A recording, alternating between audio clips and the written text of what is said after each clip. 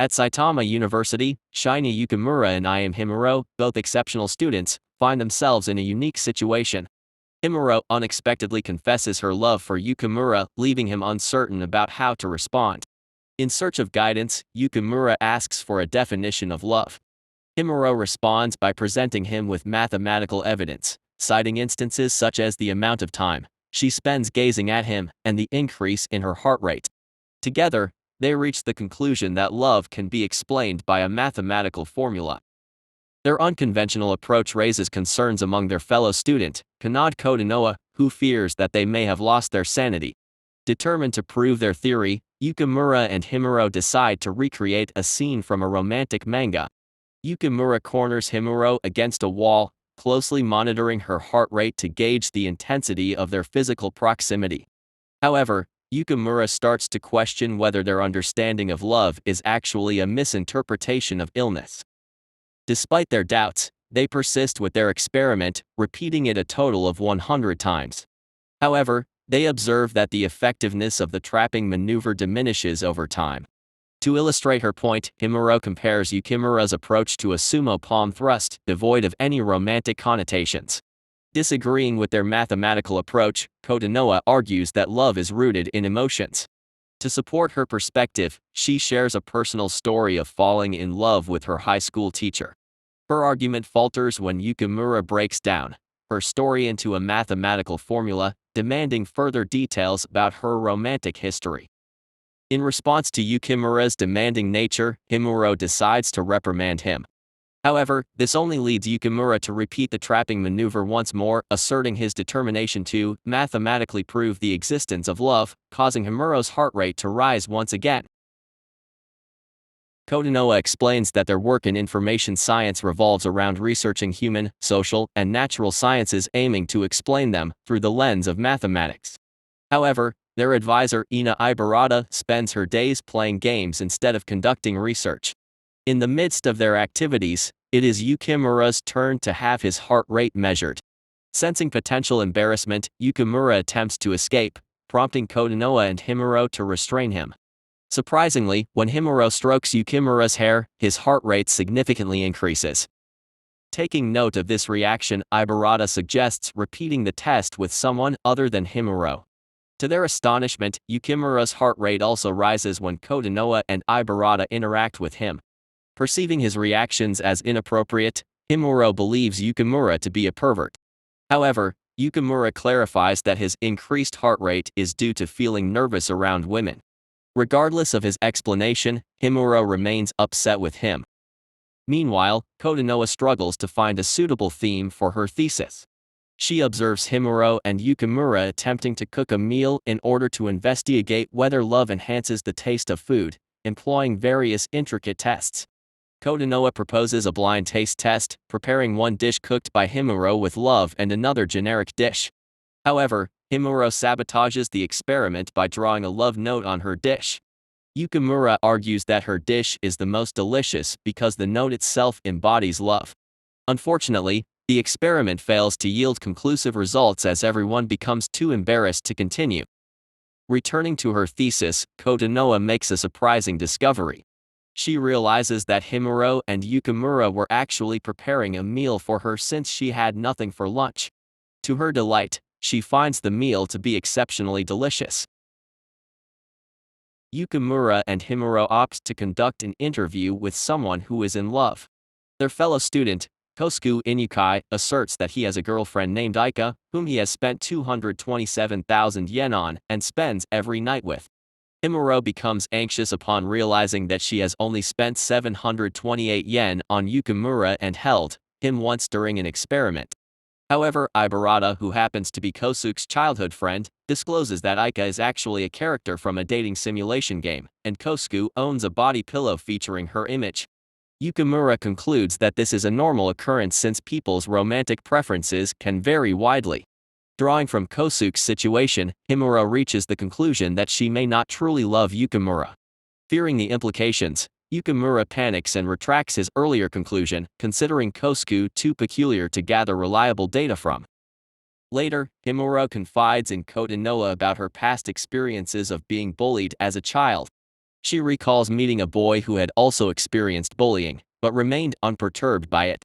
He advised her that if she dressed better and appeared less gloomy, people would naturally treat her better. This encounter influenced her present fashion choices. Kotonoa realizes that the boy Himuro is referring to is undoubtedly Yukimura, although neither of them has recognized it. Frustrated by their obliviousness, Kotonoa insists that Yukimura and Himuro go on a typical date. They decide to visit an amusement park and promptly plan the most efficient route to ensure they experience the 22 most romantic moments during their outing. Following this, Kotonoa compels Yukimura to officially ask Himuro on the date, which brings her immense happiness when he finally does. Himuro and Yukimura arrive at their scheduled date, wearing their lab coats, fully prepared to follow their meticulously planned itinerary. However, Kanade insists that they dress casually for the occasion.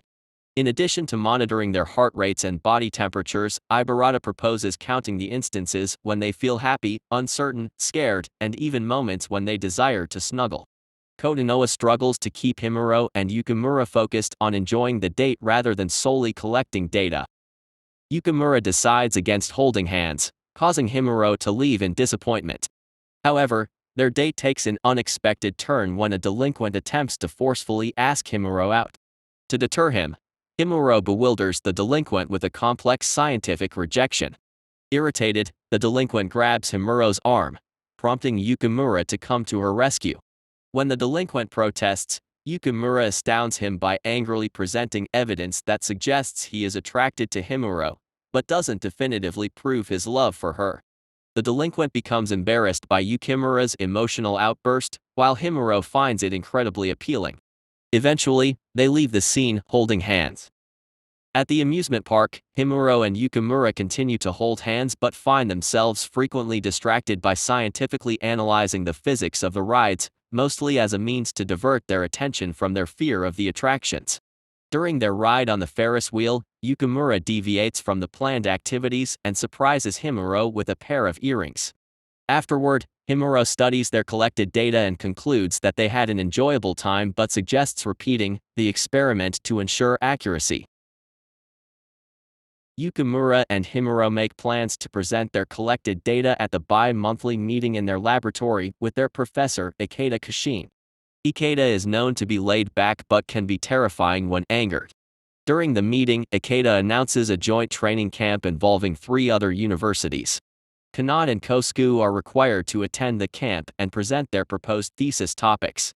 However, it is revealed that Kosuke has not even started working on his topic, which incurs Ikeda's wrath. Ikeda becomes further perplexed when Yukimura and Himuro present their data on love, which they primarily utilize to embarrass each other. Despite being annoyed that they are dedicating less time to their scientific research, Ikeda recognizes the potential of their love research, deeming it an intriguing study on the psychology of love. Realizing the need for a larger pool of volunteer couples to observe and repeat their experiments, they decide to seek out additional participants. Ibarata, for her own amusement, pairs Kosuke with Yukimura and challenges them to repeat a hugging experiment, aiming to determine who is more affected by it. Himuro pairs Yukimura with Kanade, but due to her jealousy, she sabotages the experiment. In the hugging contest, Ibarata easily wins against Kosuke by imitating Ika, resulting in a rapid increase in his heart rate. Additionally, she surpasses him once again by recounting memories of their childhood friendship. While examining the data collected from Kosuke's heart rate, Ibarata suggests that Yukimura and Himuro should try a kiss as part of their research. Arrangements are made to conduct a kiss experiment, but Himuro expresses her lack of enthusiasm, considering their first kiss to be merely an experiment. Kanade agrees, stating that a kiss should occur when the mood is right. Himuro and Yukimura collaborate with Ibarata, Kotonoa, and Kosuke to design the experiment, although Kosuke's assistance is somewhat questionable. They determine that a pleasant, secluded location with dim lighting, no other individuals present, and 30 seconds of uninterrupted eye contact is necessary. After extensive research, they conclude that the university rooftop at sunset is the most suitable place. To establish a control measure, it is decided that other kisses should precede the main experiment. Yukimura attempts to kiss Kanade but ends up kissing her hand instead. Ibarata kisses Himuro, triggering jealousy in Yukimura. Kosuke kisses Himuro's hand, but she feels no particular sensation. Himuro shares a sisterly moment with Kanade and kisses her on the forehead, causing mutual embarrassment. A fight erupts between Yukimura and Kosuke. Yukimura flees from Ibarata, while Ibarata and Kosuke engage in playing games. Kosuke and Kanade indirectly share a kiss through a teacup. Finally, the moment arrives for Yukimura and Himuro to attempt their kiss, striving for the perfect mood. However, their endeavor is interrupted by a helicopter, the sun setting prematurely, and the janitor's intention to lock the rooftop door, thus ruining the atmosphere. Frustrated, Himuro insists that they proceed with the kiss regardless of the mood. In response, Yukimura kisses her hair and promises that one day, they will have a kiss of the highest theoretical value, which ultimately becomes perfect in its own unique way. The lab residents throw a party to celebrate the end of the semester, engaging in their customary party game where they recite prime numbers. Kanade, who is unfamiliar with prime numbers, receives an explanation from Himuro about their scientific importance, including their involvement in the Riemann hypothesis, one of mathematics' greatest unsolved problems. Himuro becomes intoxicated and starts acting clingy towards Yukimura, while Kosuke behaves oddly around Ibarata. Ikeda drinks excessively and falls asleep. Kanade, also under the influence, scolds Yukimura and Himuro for not becoming a regular couple, revealing an incident from high school that motivated her to try fitting in and appearing normal. With Yukimura being the only one remaining sober, he reads a book while everyone else sleeps. Frustrated by the failure of the kiss experiment, they decide to extract love data from fairy tales like Cinderella and the Tale of the Bamboo Cutter, despite Yukimura expressing discontent about their lack of realism. Ultimately, they make no progress that day, but conclude that it's not necessarily a negative outcome. In the post-credits scene, they reenact the crane-wife story in their own way. Kosuke, feeling deeply despondent, hasn't made any progress in his research with less than a month left until the training camp. Ikeda proposes that Kosuke explores the application of science in everyday life, such as finding NP hardness in complex dating sims or observing chaos theory in the unpredictable trajectory of a soccer ball. Yukimura criticizes Kanade's presentation skills, referencing the 10,000 hours rule, and then asks for a sample of her saliva. Himuro discloses their intention to measure oxytocin, commonly known as the love hormone, which is released during physical contact with a loved one. Their aim is to accurately determine whom a person is in love with. To illustrate this, Yukimura reveals an embarrassing video of Himuro drunk at the party, unbeknownst to Himuro. They agree that a 1-minute hug will suffice for physical contact but find themselves overwhelmed after just a few seconds. Yukimura plans to present their oxytocin research at the training camp. Arika Yamamoto, a former student of Ikeda's, arrives at the lab and takes an interest in Himuro and Yukimura. She discloses her passion for amateur manga artistry and seeks permission to turn their story into a manga series. They agree, hoping to gather love data from those who read it. Ikeda invites Arika to the training camp, which he reveals is in Okinawa. However, as Arika becomes enthusiastic about illustrating erotic scenes featuring Himuro and Yukimura, they begin to regret accepting her offer. Himuro punishes Yukimura for attempting experiments on the plane. Kanade shows interest in the physics of flight, prompting Himuro to explain lift and Bernoulli's principle while struggling with the urge to cuddle Yukimura. They discover their hotel is surprisingly luxurious, courtesy of Arika, who paid for it despite being a struggling artist. Arika hopes that the lavish setting will inspire romance between Yukimura and Himuro, providing material for her manga. On the beach, Yukimura feels embarrassed by Himuro's bikini-clad attractiveness, which is 2.34 times greater than his own. Yuuki, the delinquent they encountered at the amusement park, is also in Okinawa but quickly flees upon seeing Himuro. They engage in a game of watermelon splitting, but Kosuke struggles to follow Ibarata's directions involving the complex plane. Himuro and Yukimura initiate physical contact experiments, but their embarrassment arises due to the amount of exposed skin. An argument ensues among the group about which type of hug allows for the most skin-to-skin contact. Ibarata and Arika attempt to persuade Yukimura to hug Kosuke instead in an effort to avoid the issue posed by Himuro's ample bust. Ibarata taunts Kosuke with memories of their childhood at the beach. Yuki decides to seduce Ibarata but ends up being beaten up by Kosuke when he grabs her arm, only to later discover that they were merely playing games on their phones. Ibarata humiliates Kosuke for overreacting, although secretly she appreciates his actions. Ikeda reveals to Kanade and Kosuke that their presentations will be delivered in front of the world's most renowned geniuses, scientists, and professors.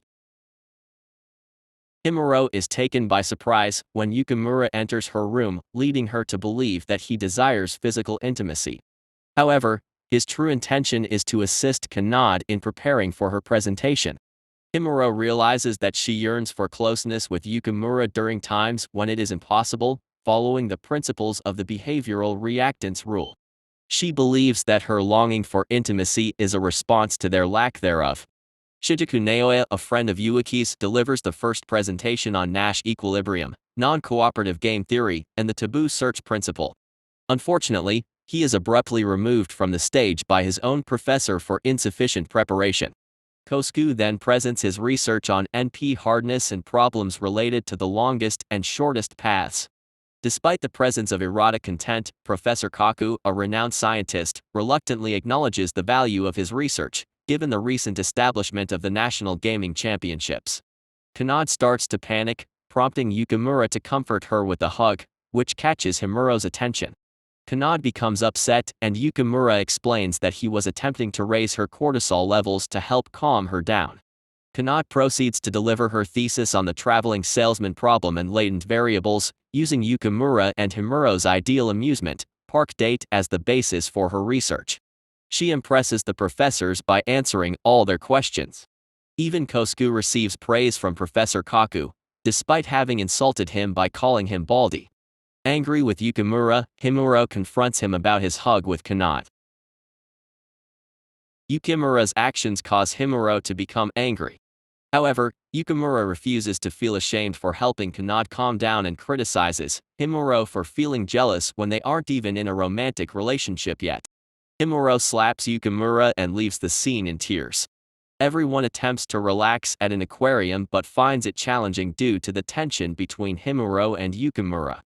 Himuro asks Yukimura if he understands why she is upset, although Kosuke points out that it is a legendary question in relationships with no right answer that a man can provide.